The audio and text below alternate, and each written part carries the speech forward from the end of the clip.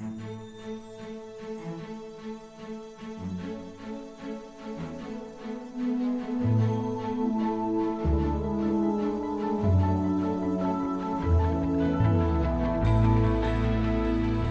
want to acknowledge our university and community supporters, the University of Iowa's Honors Program, the University of Iowa Public Policy Center, and the Stanley U of I Foundation Support Organization for their financial support.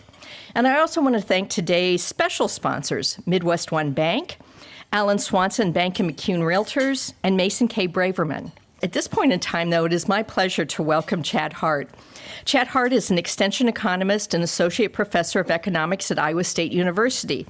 Chad is a native of Southwest Missouri, growing up on a rural homestead near Stark City, Missouri. He tells me there are probably more people here in the room today than lived in his hometown. He received his Ph.D. in economics and statistics in 1999 from Iowa State University. His work is concentrated on crop marketing, crop insurance, international trade agreements, and bioenergy policy. Chad is also a partner in FarmRisk, an Iowa firm that develops revenue insurance products for agriculture. Over the course of the past couple of years, there have been a lot of conversation about international trade and the benefits and costs from it. From the renegotiations of the North American Free Trade Agreement, NAFTA, to the volley of tariff announcements between the U.S. and China, international trade policy is in a state of flux. That uncertainty has direct and indirect impacts for the Iowa economy, as Iowa and the U.S.'s agricultural sector has developed to meet international needs. In this discussion, we will explore the current set of trade agreements, disputes, and organizations, examine how Iowa agriculture fits into the global economic system, and outline the benefits and costs from international trade. Please join me in welcoming Chad Hart. Thank you. So how was lunch today? Good, glad to hear it. As you can tell by my accent, no, I'm not from Iowa. But yeah, we're going to talk agriculture today. And I like to lead off with this slide behind me here, because it basically shows the world. And what you're looking at here, the colors on the map are indicating, if you will, the soil quality from throughout the world. And really what you would like to see when you're looking for agriculture is you're looking for those green spots. Because those green spots are highly productive soils that are highly resilient, that you can farm over and over again. When you look at our entire planet, how many big green spots do you see up there? Not many. I'd give you 3. And I think that's the issue. When you're looking at agriculture, even though it is a global industry, if you will, it is highly dependent upon a few key regions. And we just happen to live right in the middle of one. And so when Ed Zastro reached out to me this spring, he said, okay, I've got 3 topics I want you to cover.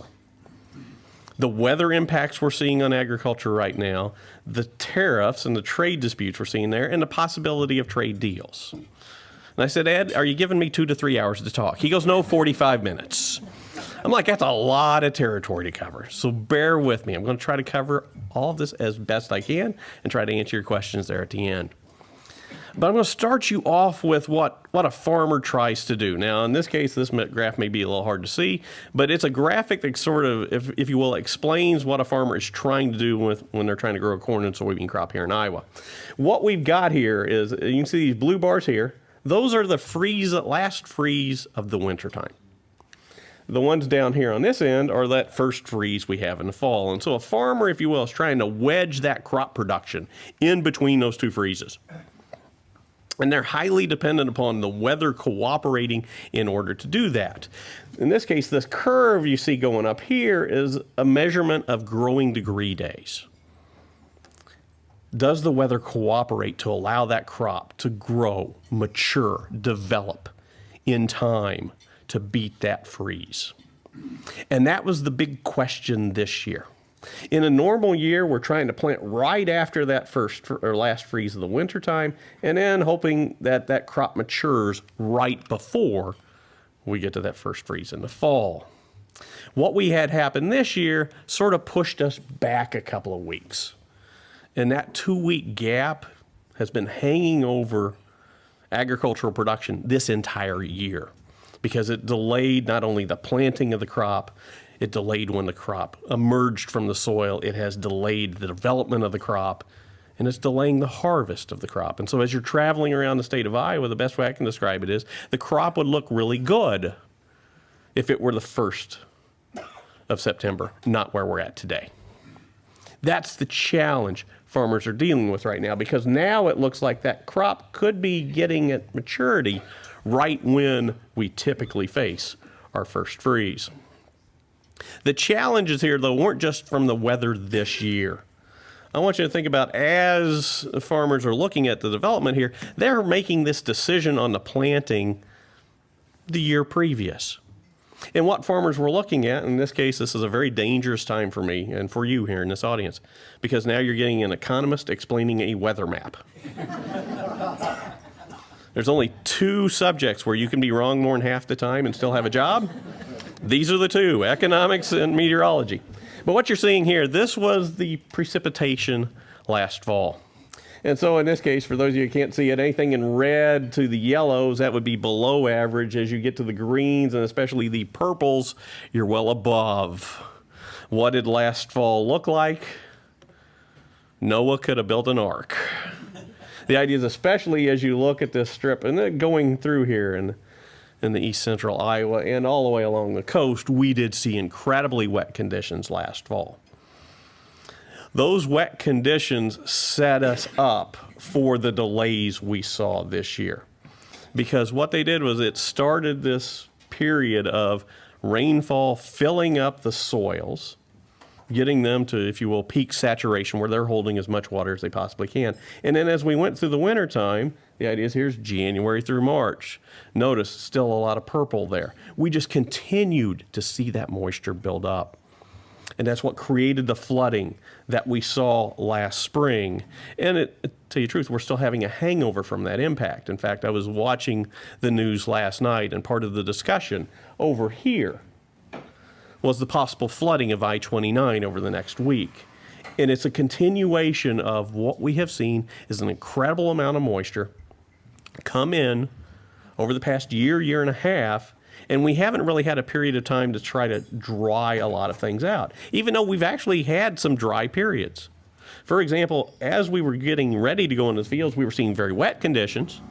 Then a lot of folks were like, okay, April comes. Normally this is when we'd start planting. You can see fairly dry across most of the state, but the idea is the soils were already saturated. And so even though it was dry, it was not dry enough. They could not get their machinery out in the fields to cover the vast acreage that we try to plant here. When you think about a state like Iowa, we've got 36 million acres that we cover in total. 2/3 of that acreage goes into crop production. In order to cover that much land, you have to have machinery that can move fairly quickly through those fields. That's the thing they could not do this year. Because while April was dry, May was definitely not. And so we saw a few farmers get out in the fields at a normal time. Most of them were delayed at least 2 weeks, if not 3. And those delays have created some significant problems for our farmers as they're looking at the upcoming harvest season, because the delays in planting mean delays in harvest. And the thought process of, will they be able to get that crop before the freeze hits? Will it fully develop? When you're looking at our planting progress, and this is nationwide, we weren't the only ones suffering through this problem. In fact, when we look across the entire spectrum of U.S. agriculture, we're seeing delays everywhere we looked. In fact, Iowa is in fairly good shape in comparison to some other states.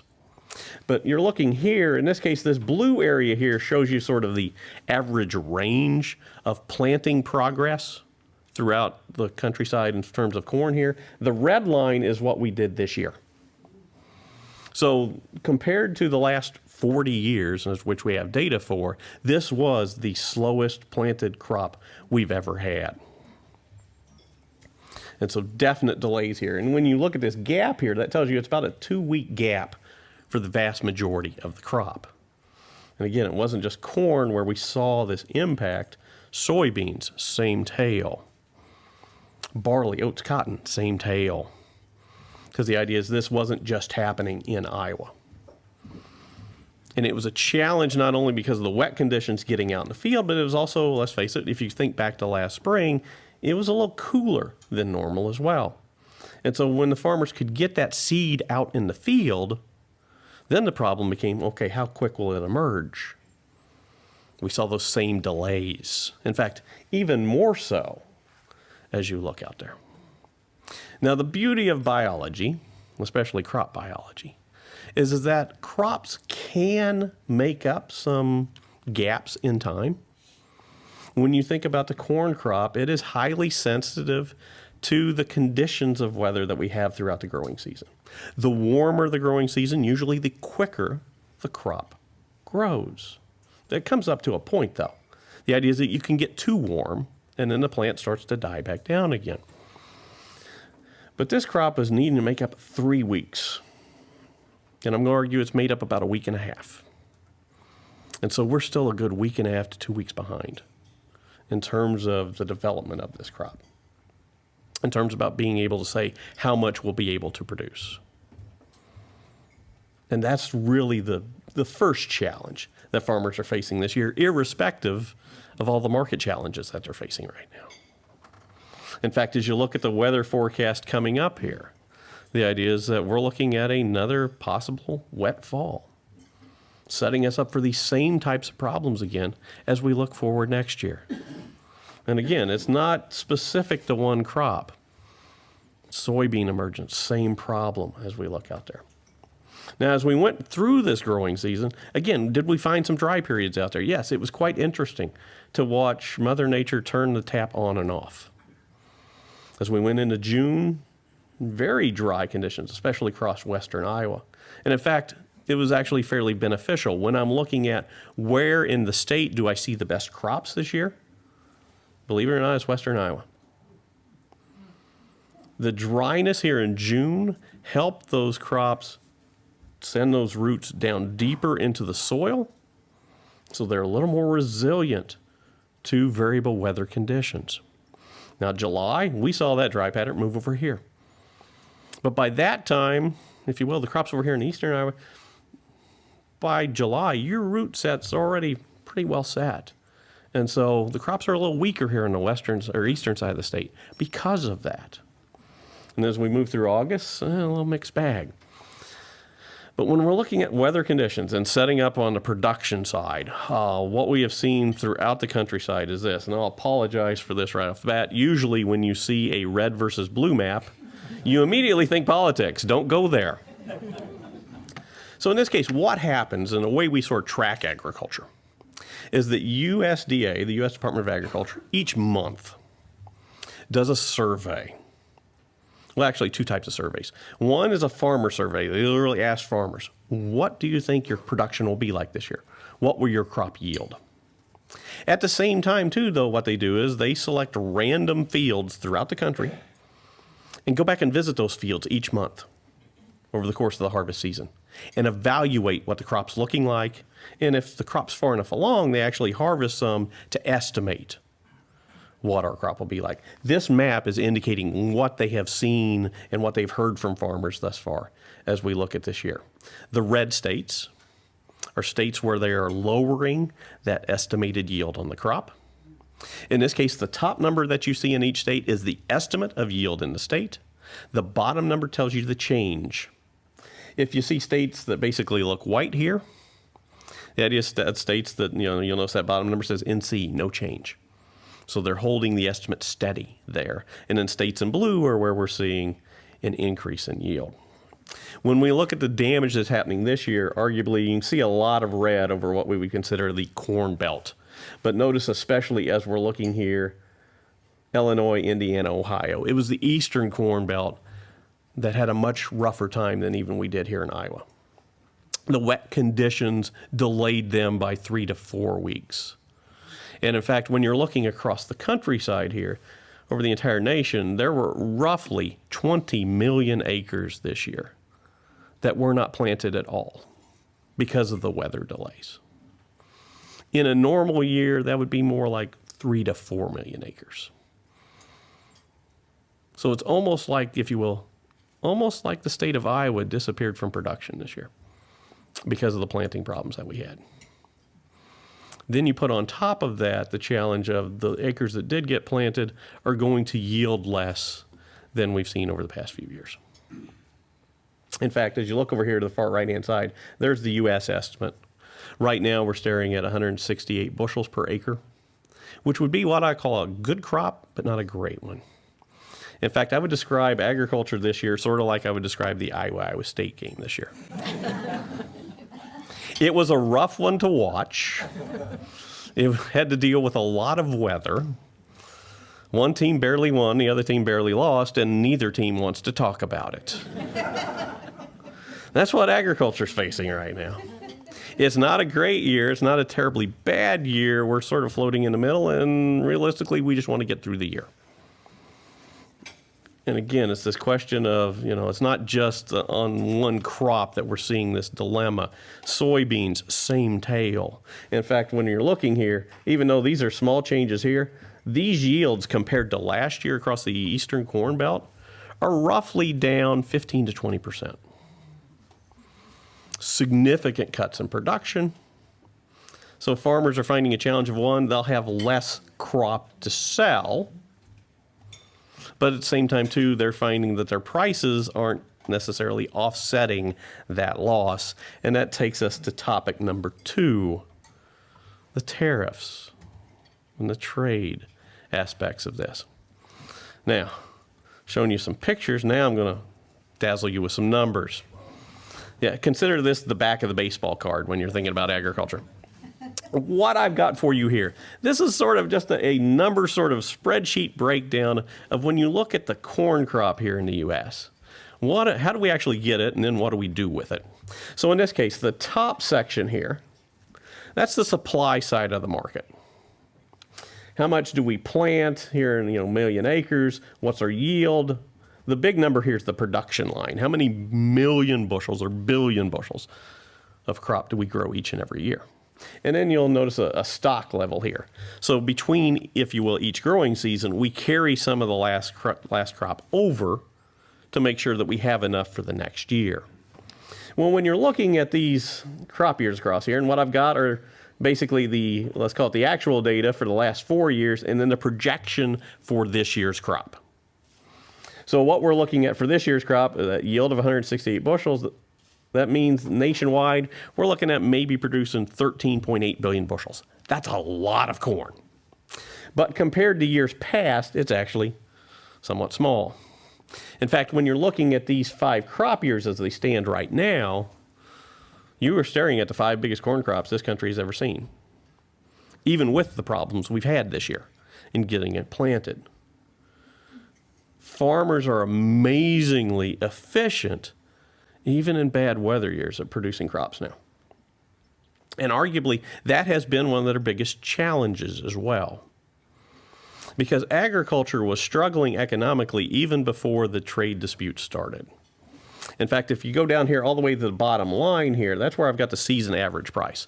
What's the average price a farmer receives for a bushel of corn? And when you look at those prices, notice they've been almost fairly flat, if you will. The trade problems really started in 2018, yet you don't necessarily see things getting any worse, but they're not getting better either. For farmers, the trade dispute has been more insult on top of the injury that the ag economy was already facing before it started. In fact, if I could go back in time, 2014, that would have been another big crop. Actually, when you go back, the last 7 corn crops are the 7 biggest this country's ever produced. But you go back the year before that, 2012, drought year, we had prices that were twice as high as what you're seeing today. So farmers have seen a whipsaw in prices over the past few years. But for the most part, it was a whip down really hard, then followed by fairly flat, low prices that continue today. Now, the part I skipped over here was this box in the middle, and that's the demand side of the market. And that's where I want you to especially pay attention to that export line, because that's where we're fighting this trade dispute. Now, I've led off with corn to show you that, in this case, it's not just all about China. When you think about the corn market for us, China is actually not a big buyer of U.S. corn.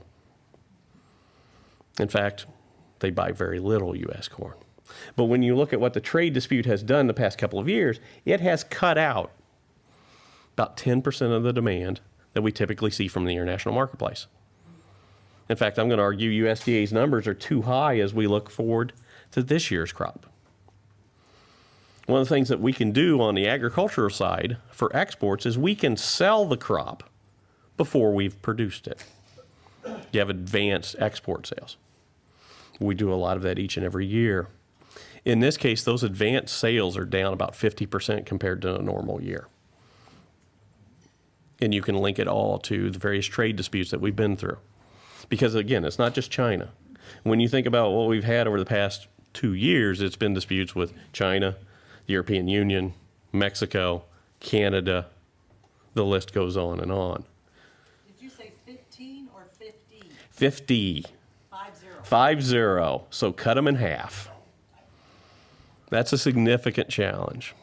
Because when you think about most of our crops, and again, I'll go back, think about that first map that I showed you. There's 3 big green spots throughout the world. What that tells you is when we're looking at agricultural production, those 3 big green spots tend to produce excess product so that it can be shipped to all the other areas. What we're seeing is that demand from other areas has basically been cut in half due to the trade disputes right now. So it's not just China where we're seeing these problems. It's across all of agriculture. It's really highlighted for the state of Iowa in the soybean market. Because when you think about our 2 crops, I'm going to argue corn is produced more for our domestic use. We use roughly 80%, 80 to 85% of everything we produce on the corn side. Soybeans, though, no. We used about half, and we shipped the rest of the world about half of that crop. And before the trade dispute started, 60% of our exports went to China. Or to flip that around another way, 30% of our entire production in soybeans went to China. We were highly reliant upon that market. And what had been happening for this market, as you can sort of see it here as you look at the acreage. In 2015, we planted 83 million acres. That went up a little bit in 2016, went up to 90 million in 2017. We were growing more and more soybeans because we were finding more and more demand. But where was that demand coming from? It was the overseas markets, and specifically, it was China. And so U.S. farmers were adjusting their production practices, making different crop choices based upon this idea that trade was going to continue to build and grow, especially with China. And so when the tariffs hit, what you saw in this case, you can see a much more of a price impact here for the soybean market, because when the dispute with China hit, it definitely took that market out. And in fact, we've watched those sales to China. First, they were reduced by half. Now they're down about 70%. But believe it or not, China is still our #1 market for our soybeans. Even after all those cuts, they are still our biggest customer. It was fascinating to watch, if you will, how intertwined the U.S. and China have been in this market. The U.S. is the world's largest producer of soybeans. China is the world's largest consumer. And we were sort of tied at the hip over the past decade until this trade dispute started. Now both sides are scrambling to try to figure out how one replaces the other. And the way it's happening right now is what you're seeing is a grand scramble within global agriculture. Because what I'm going to tell you is that when we look across the globe, it hadn't just been the U.S. that's been producing very large crops over the past few years. Actually, global production has increased quite dramatically. In fact, when you're looking here, the numbers for 2018-19, those estimates, the world total there is the largest the world has ever seen. What we had been experiencing, at least globally in agriculture, was a tremendous boom in international demand and exports, not only from the U.S., but all across the globe. Now, as these trade disputes are erupting, there's a lot of product, in this case corn, soybeans, that is searching for a home under this uncertain trade environment. And it's leading to some interesting things happening. Now, the general storyline is this. When you look at global production, the idea is if you look at the U.S. total there, we typically are roughly a third of the world's corn production. You're going to find the same thing when I go to the soybean chart. The difference here between the two markets is this, though. When you look at the rest of the world in terms of production, the idea is there isn't one other really dominant producer that's also an exporter. In fact, the closest one to us in terms of production, if you go all the way down here, is China. And in this case, they tend to be a net importer of corn. But most of the corn that they're pulling in actually comes from Russia and the Ukraine, a little bit closer to that market. And so as we're having these trade disputes, the idea is that other countries searching to source more corn, but not from the U.S., they had a litany, a menu, if you will, of countries that they could approach, but no one country could replace the U.S. It's a little different when you're looking at the soybean market. Here, the general story is the same. The world in 2018, biggest soybean crop the world has ever seen. The U.S., roughly a third of production. But unlike corn, here there is a very strong challenger to, if you will, that number one position in terms of world production, Brazil. And so what we saw when the trade dispute really broke out between the U.S. and China, point out a couple of things. One, when the tariffs first started hitting, you'll notice we went through several rounds. It's like the U.S. would put on some tariffs, China would put on some tariffs. But soybeans was never one of the products that China hit until things really, for lack of a better term, hit the fan. Until we started talking about tens of billions of dollars being put under tariffs. It was only then that we saw China move to put tariffs on U.S. soybeans. And that's because when you're looking at China, I'll take you back here again. The corn, they produce a lot of corn. I want you to look at that soybean total. Notice how small that is in comparison. The idea is you look at the Chinese agricultural system, it was also based upon sort of the trade flows. They have sort of moved their agriculture to specialize in certain crops and to rely upon the rest of the world for others. So in this case, they produce most of their corn, most of their wheat, a fair amount of their cotton, and a lot of their rice. Other crops, like soybeans, no, they rely upon international trade to bring those supplies in. Now, with the tariffs in place, they're looking to change that. In fact, what we're hearing out of China is that they may double soybean production over the course of the next 2 years in an effort to try to replace what they lost when the tariff war hit. They also went to Brazil very strongly into that market and said, we'll buy all the soybeans you can produce. Do you think Brazil responded to that? Well, the idea is they are expanding. In talks that I've had with Brazilian groups over the past 3 weeks here that are visiting central Iowa, yes, they're going to see a lot more soybeans planted down there in response. And so right now, agriculture is going through a game of musical chairs in terms of trade, figuring out who's going to be able to trade with who and at what price. When you're looking at the tariff dispute, tariffs are basically a tax. They're a tax on imports. They're a tax on doing business with another country. And what I want to point out is they're a policy instrument, but they're considered a fairly crude policy instrument. We have used them in the past, and other countries have used them in the past to reduce trade and protect domestic industries. In fact, the original argument, sort of the precursor to the trade war with China, was the steel and aluminum tariffs that President Trump brought up about 2 years ago.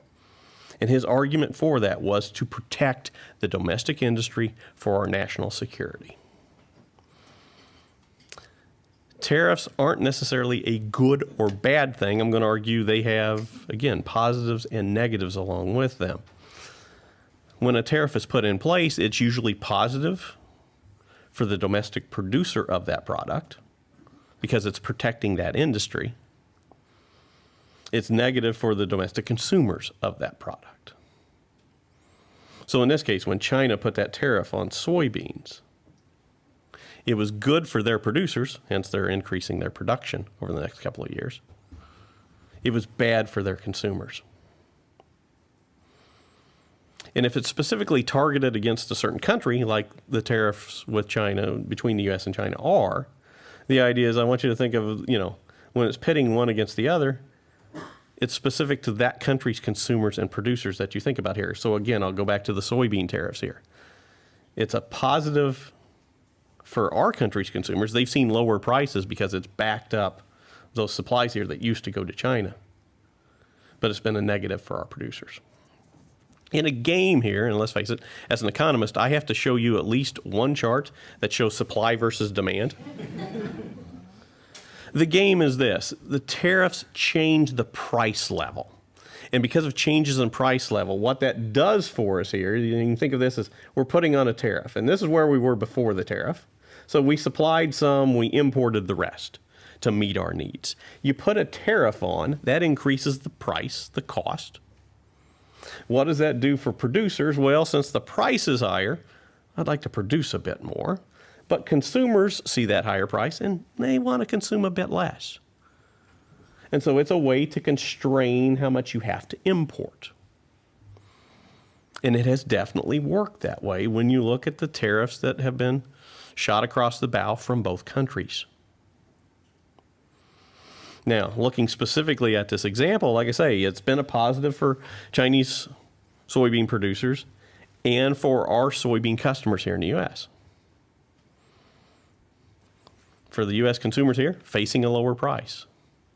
For the producers over there, facing a higher price. Well, flip it around. It's been bad for our producers, good for their consumers. And so when we're looking here, the idea is that it does two things. Price effects. To create supply changes. Less soybeans going into China, a little more soybeans left in the international marketplace, a lower price here. We're going to see Chinese producers look to grow more soybeans. We're going to see U.S. producers look to grow less. And we definitely saw that this year. In fact, if you bear with me here, I'll go back. And when you look at acreage this year, notice the big drop. 13 million acres just in soybeans alone. Some of that driven by weather, but I'm going to argue most of that driven by the trade problems here because of how big China was to this market. Now, like I say, tariffs are a policy tool. We've heard the president, talk about how this is, reducing trade deficits. It can. It doesn't guarantee it, though. In fact, when you look at the data so far through this trade war, actually our trade deficit has gotten larger. Because what we have seen is sort of, I guess I'll call it inconsistency in whether the tariffs are coming or not. It's a strange tango we're going through right now. I describe it as 2 steps forward, 2 steps back. We'll see the countries agree to hold off on tariffs for 2 weeks, and then after 2 weeks, they decide to put them on anyway. And so because of that, what we've seen is, let's call it a flurry of sales trying to beat when the tariffs come in. And that has actually increased our trade deficit as opposed to reduce it. Now, does it raise government funds? Yes, it does. Now, the president is big on saying that China is paying that. Now, I'll go back to a tariff is a tax on imports. Who actually pays the price to bring that product in? The consumer. So ultimately, who's paying the tariff? No, that's bearing down on the consumers here in the U.S. of those products. It's made to protect certain industries. It definitely does that.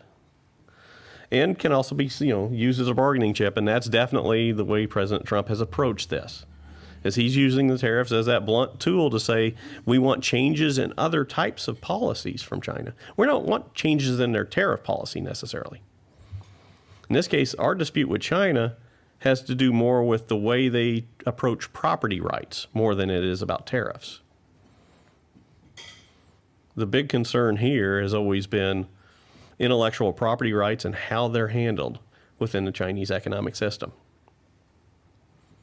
President Trump has decided to get them to, how do you force them to change? Well, I'm going to hit them over the head with tariffs to sort of put the pinch on their economy and hopefully put enough pressure to get them to change their mind. Now, this is not a new strategy. We've had tariffs on many goods before. In fact, when you look over time, the idea is that the U.S. has had major shift in tariffs, and I won't bother to read all the years. The idea is that this has been done before. Many times it will be done again. Typically, and I can say this with complete certainty, we have never seen a trade war of this size or scale before. So this is a true experiment on just how far can you push the tariff boundaries here.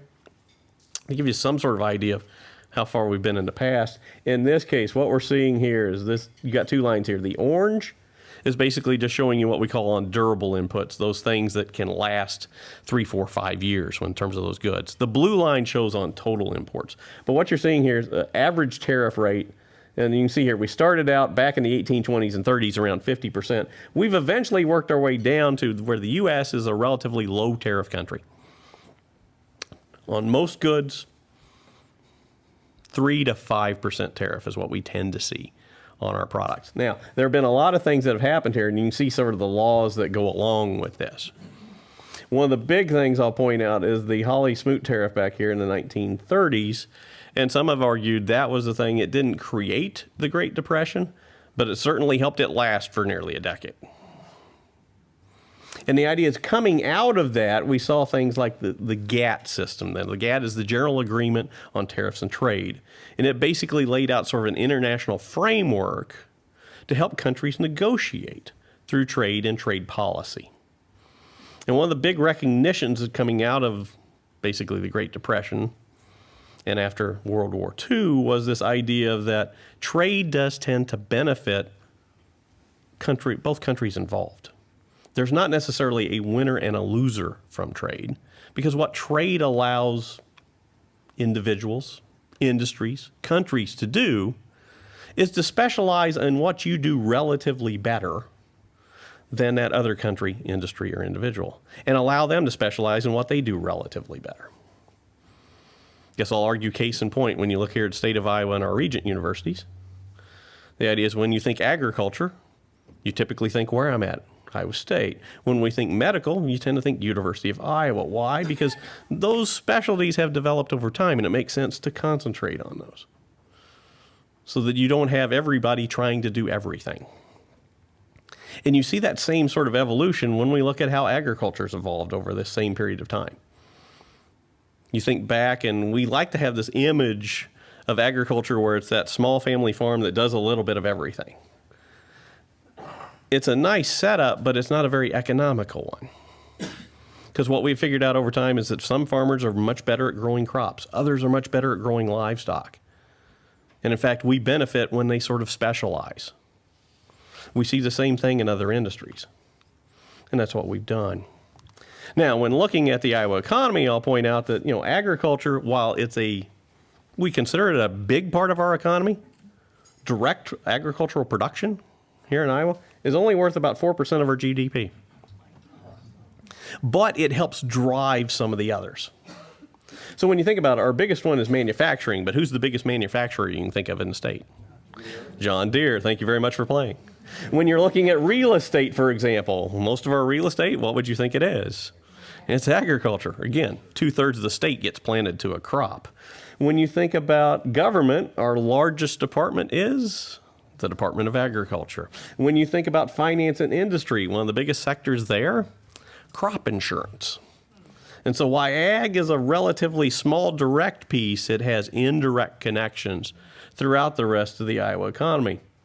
And one of the things that we did in looking at the trade dispute at Iowa State is looked at these interconnections. And when you look at how the Iowa economy has changed, we do still see growth in the Iowa economy, but it has slowed over the past couple of years. And agriculture is one of the main factors or main reasons why we're seeing that drag on our economy, and that's coming from the trade dispute. Now, other sectors, and this is where I will sort of pick on manufacturing, and let me think here, what else? Probably the construction there. You have seen some boost there. Again, when some of these tariffs went in place, it was protecting some of the industries there. If you were in steel or aluminum, you got some extra protection. That helped boost the GDP coming from those sectors. As we look forward into trade, though, the problem's going to be this, and this is one of the things that's unique about agriculture. Overall, the U.S. tends to run trade deficits. One exception is agriculture. Again, going back to that map in those green spots, we're one of the few places in the world that can produce a bounty of agricultural products. And so we tend to have a significant trade surplus in agriculture. With the trade dispute, that surplus has completely disappeared. For the first time in 50 years, we may actually import more agricultural products than we export. And it all comes back to handling those trade relationships, and in this case, the fall off of that relationship with China. But it's not the only place where I've seen that sort of drag. When you look at, in this case, I've got it broken down between China in the red line, our free trade partners are in the blue line, and then everybody else in the world's in that green line.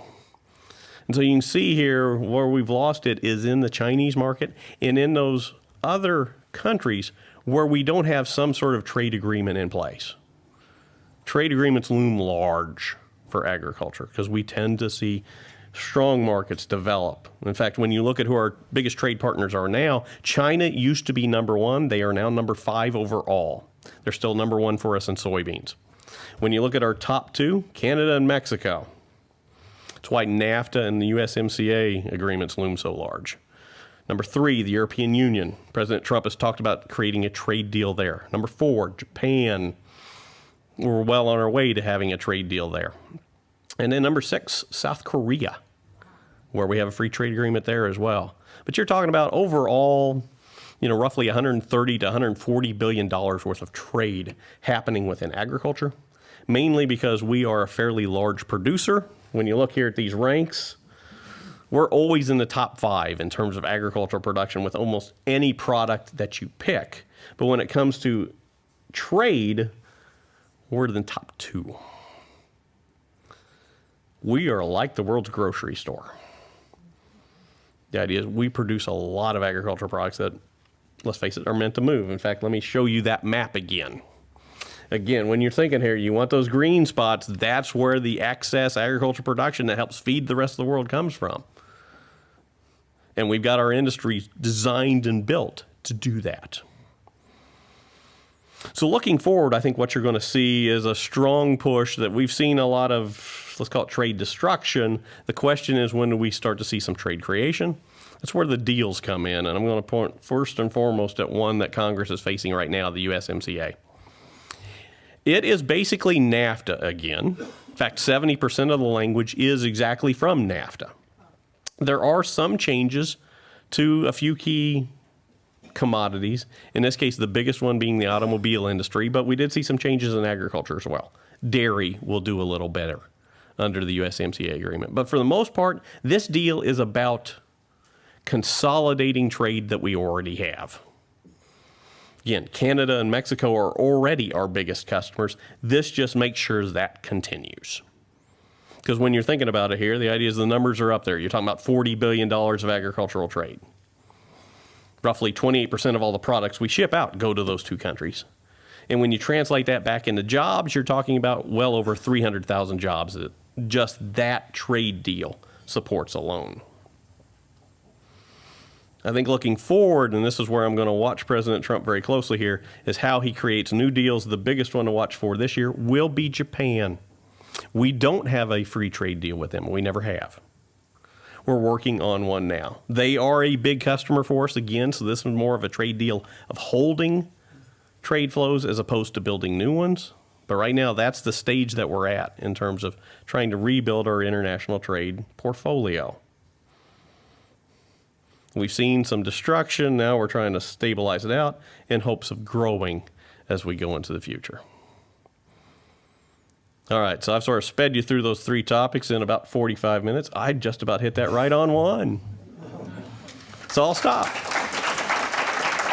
This question is, wouldn't CRP help farmers and the environment? It would.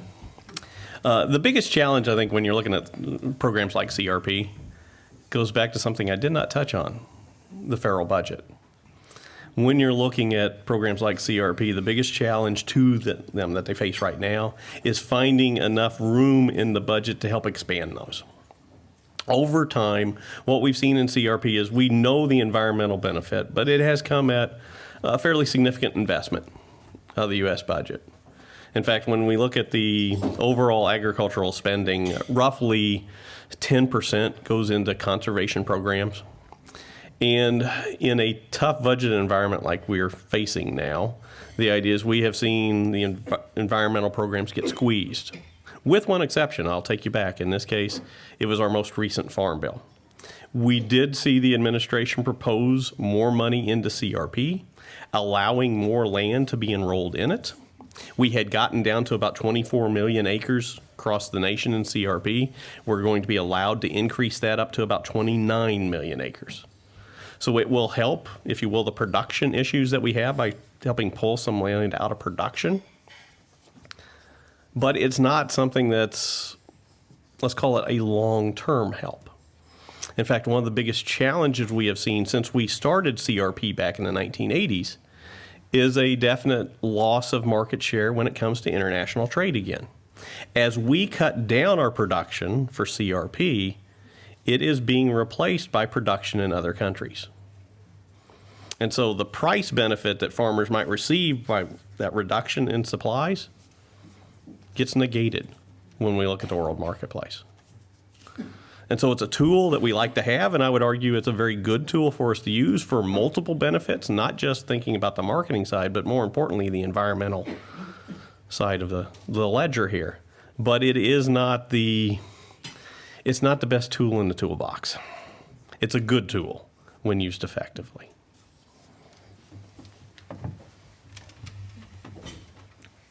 We have a lot of good questions. I'm going to try to put a couple together, which is, two of these are basically, what is the impact of the China swine fever on soybean market or other diseases to the demand for soybeans? Okay. And so with African swine fever, I'm going to approach this in two different ways. It has been a boon to the hog industry, and it is a problem as we're looking forward to soybeans. The reason China was buying that many soybeans from us was to feed their hog industry. The Chinese hog industry is massive. You know, here in Iowa, we like to think we are large in hogs, and we are. But the idea is you could take the U.S. industry, take it times 6, and it's still probably a little small for what China produces. African swine fever has been an incredible dilemma for the Chinese hog industry. Estimates, and trust me, you just have to take estimate guesses here. We're looking at 20, 25, 30% reduction in their herd. Or to put it another way, they've lost the entire U.S. hog industry through this disease. It has presented some significant challenges for them. And one of the biggest one being, when you think about especially meat demand and meat usage in the various countries, China's meat, if you will, profile is a lot different than here in the U.S. Here in the U.S., you can divide it up fairly roughly in about 40% of the meat we eat is going to be poultry, 25% would be around pork, about 20% in beef, and then you add up the rest in seafood and other various, meat, veal. When you look at China, 85% pork. That's why they were producing so many hogs. Pork is the stable protein for them. And so, and recently we've talked about here in the U.S. with the strike that happened to Saudi Arabia, there was talk about opening up the strategic oil reserve. Well, in China, they have a strategic pork reserve. And they are opening that up. Because, it has had a tremendous impact on them. And the problem looking forward, and especially for the soybean market here, is that, let's face it, if those hogs aren't there anymore in China, that means that's feed demand for the product that's gone. And how quickly will it come back? Well, if they don't have the disease under control yet, they can't rebuild. And so you're talking about a loss of global demand here that will go on for years. On the flip side of this, the pork industry here has seen our exports to China actually increase by over 1,000%. And that's with the trade war going on. That's with the higher tariffs in place.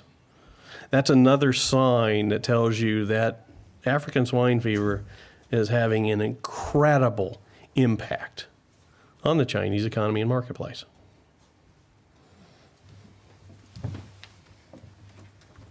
Well, to follow up on that answer, too, this might be a good one to ask about. It says, if the tariffs are lifted with the market, will the market return to pre-tariff prices?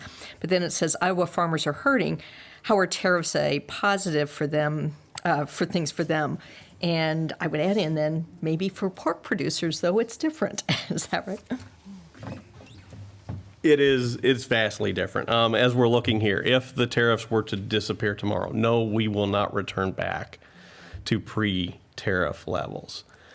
The tariffs have been in long enough that there have been some significant structural changes that have happened that will not allow things to return back to where they were. The U.S. and China will never quite be in that relationship again. Trade, especially international trade, it has to do with having products, yes, but it's also about building a consistent relationship. It's amazing how international trade still hinges on handshake deals, how you have to have confidence in that person on the other side of the transaction. And what the U.S. had built since World War II is we were seen as one of the strongest, most consistent suppliers on the agricultural side that the world had. That confidence is now shattered because our trade policies are changing literally at the speed of Twitter. And if the tariffs were to disappear tomorrow, that doesn't take away the threat that they couldn't reappear 2 days down the road. And so that holds things off here, that we won't see necessarily that recovery. Now, when looking at the tariffs, if you're looking at this from a positive from the farmer's perspective, I'm going to argue what farmers are looking for, hoping for, is the one they would tell you they don't want trade aid. They would prefer trade, but they would prefer, let's call it more open trade. Lots of farmers voted for President Trump in 2016. They will likely vote for him again in 2020. Because what they're looking at is, yes, the trade dispute has hurt them and the tariffs have hurt them greatly. But what they're hoping for is that there is a payoff. And in this case, will China adjust its trade rules to be more in line with the international community? If they do, then you could argue there's a positive there for farmers moving forward. But it's betting on the come. It's betting on that there's an agreement somewhere down the line. And I think that's a challenge for a lot of folks here. As we're looking here, in fact, I got to admit, the last 3 or 4 media interviews that I've done have asked me that sort of question. Farmers have voted for President Trump in the past. Do they continue to support him? The answer for the most part is sort of yes, but it's that balancing act is now much more closer to even than it ever was. Because remember, most people don't just vote on one issue. And when we look at the general economy, while we have worries about it, it's still growing. And when you look at some of the other issues that the agriculture community has cared about, President Trump has more positives on that ledger than negatives.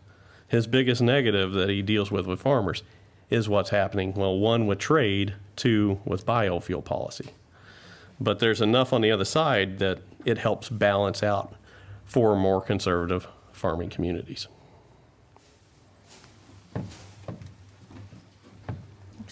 Is there any indication that the tariffs have moved China closer to a deal on intellectual property rights? The answer to that is we don't know. When you think about the announcements that have been made throughout this trade dispute, basically what we get is we think we're getting closer to an agreement, or nope, we're not, and we're putting on more tariffs. But we've never seen actually any sort of outline of what a deal will look like. It's really hard to say that what sort of policy changes China might make. And in fact, we're at the stage of the game where I'm going to argue we won't likely see major changes over the next few years. If we're going to see a deal, it's going to start off with just reducing the barriers we've put up over the past 2. And we'll probably end up doing that over a 4 to 5 year time period before we even get to thinking about the broader issues. One of the things that I did not mention, but I should, is when you think about a trade deal, especially one of the scale that we're looking for from China, those don't just come together in weeks or months. They take years, if not decades, to create. When you think about the USMCA, people like to point out, well, that was renegotiated very quickly. And I'm like, yes, but the vast majority of it is still NAFTA. How long did it take to create NAFTA? 14 years. It takes a long time to create a worthwhile trade agreement. We're 2 years into the process with China.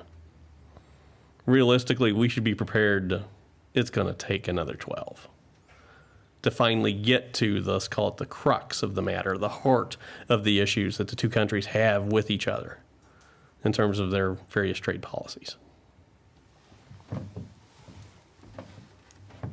This is a little more specific, a little different, but why haven't the federal projections been more pessimistic about total production?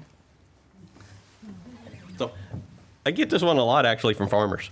So if you were to look at those projections, the idea is what USDA does is they have a very, I'll call it systematic way that they estimate yields. And I just sort of described it. There's 2 pieces. One, they survey farmers, just literally ask them, what are you going to get for yields? And the other is to go out into the fields. The reason USDA hasn't been more pessimistic is because farmers keep telling them the yield potential is still out there. And I'm going to agree with that. Like I say, when you're looking at this crop, the problem is not that the crop's not out there. It's a question of whether it will mature in time or not. The potential is there.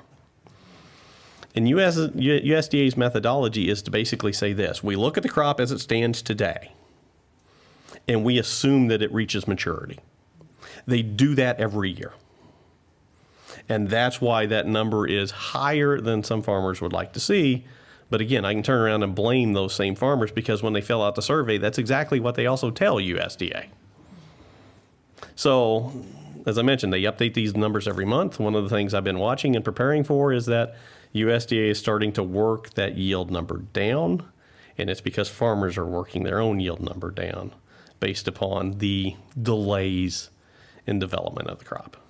They will do it again as we go forward here in October. They'll do it again in November. We actually don't get the final number until January. And so I expect this thing to slowly work its way down to the correct number. Well, there were several other good questions, but I'm afraid we're out of time. So I will encourage you, though. Professor Hart was actually on River to River on Monday on Iowa Public Radio, and you may be able to go listen to that, and as well as he's taping the Iowa Press on Friday evening, so you have an opportunity to hear a little bit more on this topic if you want to. But unfortunately, we must conclude our program at this time, but I want to give a big thanks to Chad Hart for his wonderful presentation.